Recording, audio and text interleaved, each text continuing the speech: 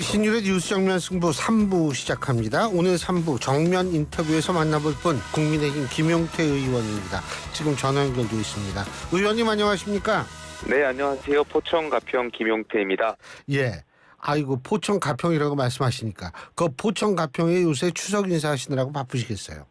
예, 그렇습니다. 그렇죠. 저 교수님도 시간 되실 때 연휴에 한번 포천 가평으로 한번 놀러 오십시오. 아이 그럼요. 가이죠. 예, 예. 아이 근데요. 예, 예. 오늘 김건희 여사 그가 지금 논란의 중심이 된 예, 예. 도이치모터스 관련 사건의 판결이 2심 판결이 나왔지 않습니까? 예, 예. 근데 이제 김건희 여사의 어떤와 가장 유사한 입장에 있는 손모 씨라는 분이 예, 오늘 징역 6개월의 집행유예 이 판결을 받았습니다. 이 문제가 지금 민주당이 주장하는 김건희 여사 특검법을 오히려 더 맹렬하게 주장할 수 있는 그런 상황이 되지 않았나 이런 생각이 드는데 어떻게 보십니까?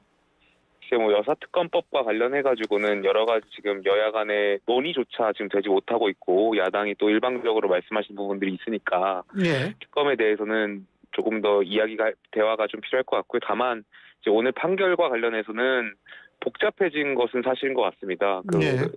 교수님께서 말씀하셨던 것처럼 이런 법적인 논리가 김건희 여사와 관련된 여러 가지 또 이러한 의혹과 또 논란이 양상될 수 있기 때문에 예. 정무적으로는 굉장히 복잡한 상황인 건 맞는 것 같습니다. 예. 어떻게 만약 특검법을 본회의 통과시키면은 또 시키려고 할 때는 또 필리버스터 할까요? 어떻게 할까요? 어떻게 보세요?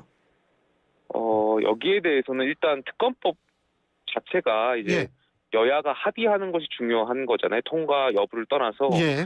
여야가 충분히 대화를 가지고 설득하고 하는 것이 중요하다라고 생각하고 있고요. 그것이 전제되지 못한다면 아마 여당에서도 여러 가지 방안들, 필리버스터를 포함해서 이런 방안들을 강구할 것이라고 저는 원내 지도부가 할 것이라고 생각합니다.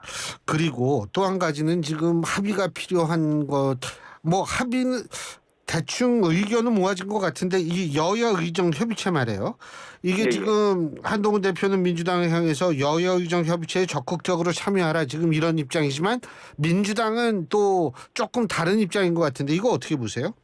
그러니까 민주당이 이 여야 의정과 관련해서 여러 가지 조건부 단서를 계속 걸고 있는 거잖아요. 대통령의 사과라든지 예. 아니면 여러 가지 의제 없이 여러 가지 민주당에서 조건을 걸고 있는데 그것보다는 일단 이 의료 문제가 지금 굉장히 국민들께서 불편함을 겪고 계시고 또 국민의 생명이 위협받고 있는 상황이다 보니까 그렇죠. 여기에 대해서 조건을 걸 것이 아니라 야당도 일단 대화체에 나오셔서 이러한 야당이 말씀하신 조건들까지도 폭넓게 대화체에서 논의하는 것이 바람직하다라고 생각하고 있고요.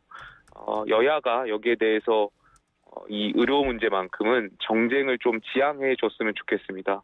그러니까 어떻게 보면은 야당도 이 권력 구조상 뭔가 이 의료 문제를 가지고 여당을 압박하거나 정부를 압박할 그런 생각도 분명히 할 수 있겠죠. 정치다 보니까. 근데 그것보다는 이 정치의 전제는 결국에 국민을 위한 것이고 지금 추석을 앞두고 많은 국민들께서 불편함을 느끼고 있으니까 야당에서도 그러한 정쟁보다는 이 문제를 풀 수 있는데 진정성 있게 같이 나서 주셨으면 좋겠다라는 말씀 꼭 드리고 싶습니다.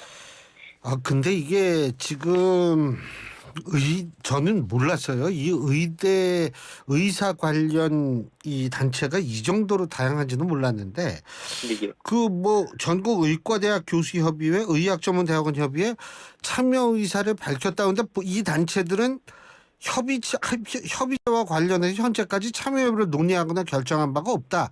지금 이렇게 얘기가 나오고 있거든요. 예. 이게 어떻게 되는지 모르는 것 같아요. 제가 국민의힘에서 저희가 여야 의정 협의체에 참석해달라는 공문을 약 15개 의사 단체에 보낸 걸로 알고 있고요. 예.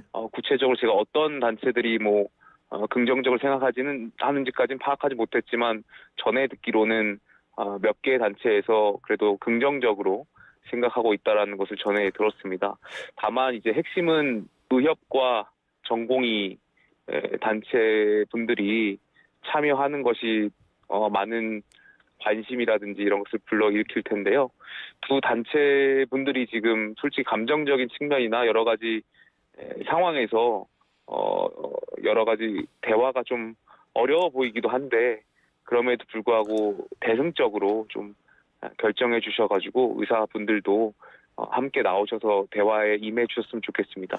다만 이제 여기까지 오게 된 배경에는 물론 누구 탓을 하려고 하는 것은 아니지만 정부가 의료인분들을 대할 때 좀 뭔가 의료 개혁에 같이 함께할 주체로 봤어야 되는데 자칫 개혁의 대상이라고 본 것은 아닌지에 대한 아쉬움도 있고 반대로 또 전공의 분들도 이렇게 국민의 아픔이나 이런 생명을 방치하고 떠나실 것이 아니라 그래도 현장에서 같이 대화하고 타협할 수 있는 논의의 장이 있었으면 좋겠다라는 말씀드리고 싶고 또 떠나지 말았으면 좋았을 텐데 어찌됐든 뭐 모두에게 다 책임이 있는 거라고 생각합니다.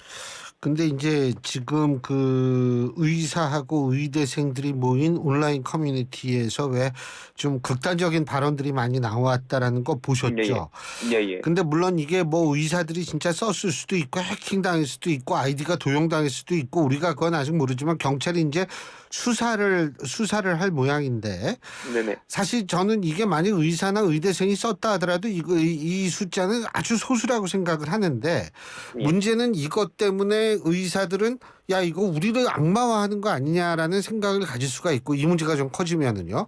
예. 반대로 이 또 국민들의 입장에서 볼 때에는 아 이거는 좀 아니지 않나라는 생각을 할 수밖에 이게 문제가 더 꼬이게 되는 것 아닌가 이런 생각이 드는데 이건 어떻게 보세요?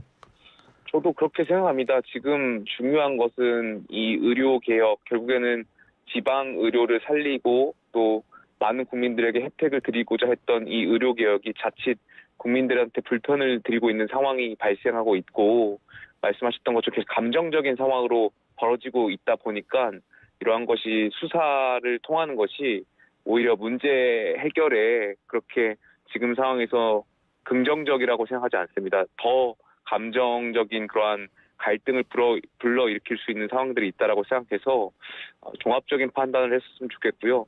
그리고 그렇게 표현한 의료인분들이 있다면 그분들도 분명히 비판받고 비난의 대상이 그건 되겠지만 당연하죠. 예, 반대로 또 정부도 그 의료인분들하고 감정을 일으켰던 발언들이 있지 않습니까? 뭐 이른바 낙수 효과라든지 뭐 이런 또 잘못된 또 감정을 해칠 수 있는 발언들이 있었으니까 여기에 대해서는 종합적으로 이제 다 묻고 갔으면 좋겠습니다. 그러니까 정부도 또 의료인분들도 이러한 감정적인 그 과거 했던 발언들 좀 묻고 좀 대국적으로 봤으면 좋겠습니다. 근데 지금 이게 대국적으로 봤으면 좋겠는데 그게 쉽지가 않아 보이니까 이게 문제가 지금 상태로만 계속 유지가 돼서 이게 유지가 된 상태가 계속되어진다면 사실 정권의 입장에서 볼 때도 엄청나게 부담이 될 수밖에 없는 거 아닌가 이런 생각이 들거든요.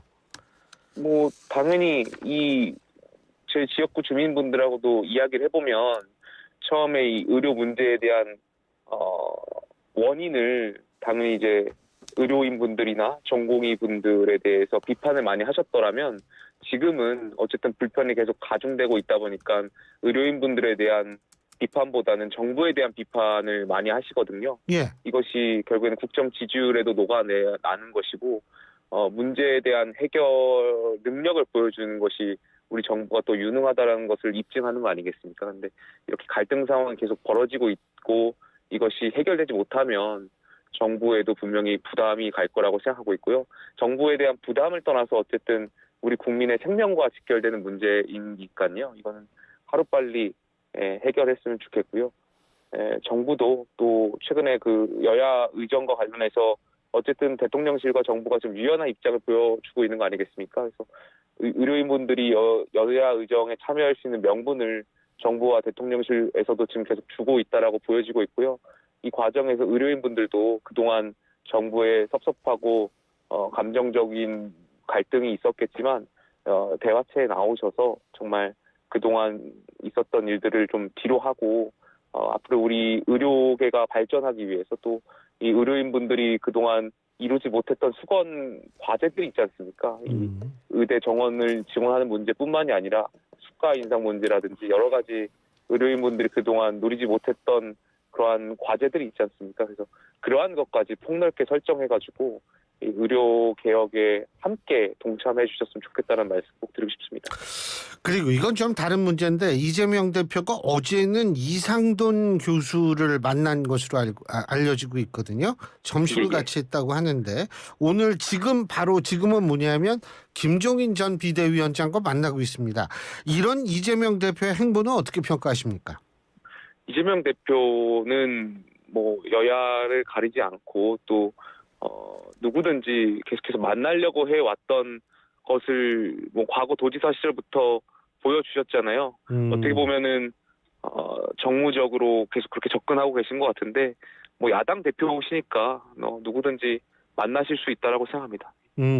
일각에서는 중도층 겨냥 행보다 뭐 이런 얘기도 하더라고요. 뭐 최근에 뭐 이런 인사들을 만나는 것뿐만이 아니라 금투세 폐지와 관련해서도 여러 가지 입장을 내셨던 걸로 알고 있고 뭐 종부세라든지 세금 관련해서도 발언을 민주당에서 하셨던 걸로 기억하거든요. 이런 것이 종국에는 교수님 말씀하셨던 것처럼 중도층에 대한 그런 입장을 계속 시그널을 보내는 걸라고 생각하고 있고요.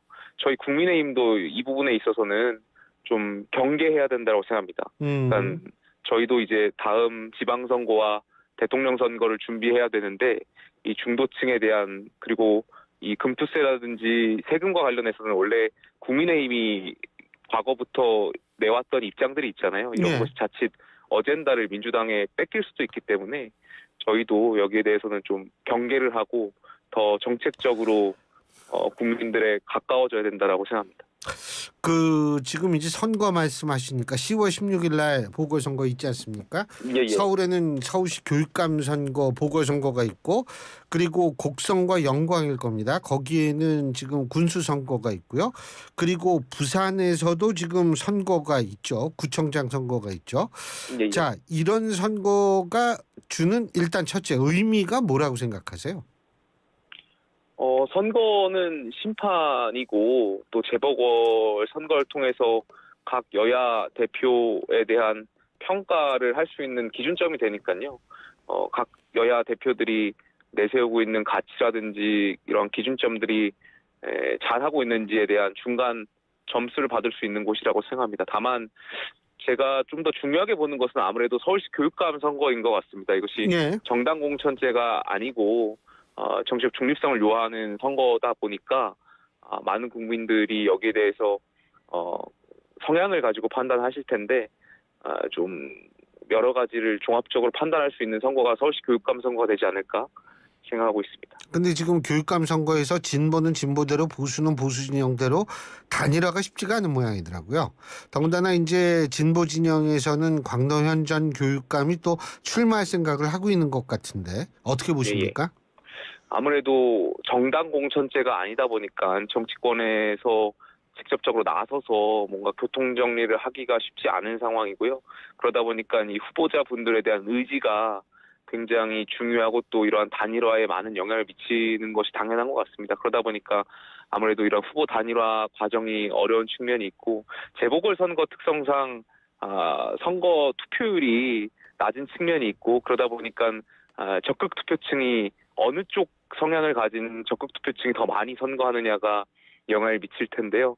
그것이 이제 후보가 분산되면 당연히 어려운 효과가 나타날 수밖에 없으니까 정치권에서도 좀 많이 관심을 갖고 촉각을 세우고 있는 것 같습니다. 한동훈 대표가 추석 앞두고 부산 내려간 것도 결국은 부산 관련 보궐선거 때문에 그런 거 아닐까요? 어떻게 보십니까? 뭐 여러 가지 의미가 있는데요. 지금 저희 지도부 같은 경우에 계속해서 지역을 돌면서 현장 최고위를 도는 걸로 알고 있습니다. 오늘 같은 경우에는 이제 경기권역을 찾으셔가지고 또 현장의 이야기를 또 들었고요. 추석을 앞두고 있다 보니까 이 각 지역을 돌면서 지역 민심을 들으시는 걸로 알고 있습니다. 그렇군요.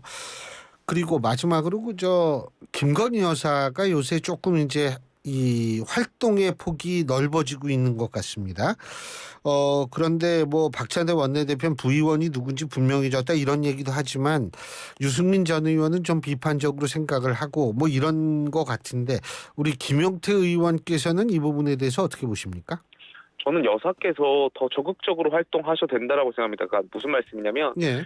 분명히 대통령 영부인으로서 대통령이 하지 못하는 일들 를 여사가 분명히 해야 할 수 있는 일들이 있을 겁니다. 과거에 여사와 영부인들께서 하셨던 그런 일들 말씀입니다. 예. 근데 다만 이러한 일들을 적극적으로 하실 때는 그래도 맺고 끊는 것이 필요하다고 생각합니다. 최근에 여사와 관련된 어떤 그런 수사가 예. 수사 저희 심의위원회에서 그 불기소 권고를 받은 걸로 알고 명품백 있고 관련해서요. 예. 이런 것에 대해서는 뭐 법률적으로는 어쨌든 그런 것이 불기소 처분을 받을 수 있다라고 하더라도 또 정치적인 영역은 다르게 봐야 되는 거 아니겠습니까? 많은 국민들께서 예. 여기에 대해서 궁금해하시고 하기 때문에 여사 물론 이제 검찰 조사 과정에서 여사께서 여기에 대해서 이렇게 사과의 입장을 전했다는 것을 언론을 통해서도 들었지만 국민들이 직접 들은 건 아니지 않습니까? 그렇기 예. 때문에 여사께서 이 부분에 그동안에 있었던 일들에 대해서는 한 번쯤 국민들께 입장을 표명을 하시고 또 공개 행보에 대해서는 적극적으로 하실 필요가 있지 않나 생각되고요. 그 공개 행보에 대한 전제 조건은 전 입장 표명이 먼저다라고 생각합니다. 이게 어쨌든 도이치모터스 문제도 이게 좀 더 이 주목을 받을 수 있는 상황이 되지 않나 이런 생각이 드는데 그런 거 종합해가지고 말씀하시는 거겠죠, 그죠? 예, 맞습니다. 예. 알겠습니다. 어쨌든 추석 때 이게 굉장히 시간이 없으실 텐데 또 이렇게 인터뷰해 주셔서 정말 고맙습니다. 그럼에도 불구하고 교수님께서 저희 지역구에 한번 놀러 오신다면 제가 꼭 가야겠습니다. 시간을 내서 잘 그럼요. 모시겠습니다. 알겠습니다. 뭐 모시는 게 감사합니다. 고맙습니다. 예. 지금까지 국민의힘 김용태 의원이었습니다. 골프용품 살 땐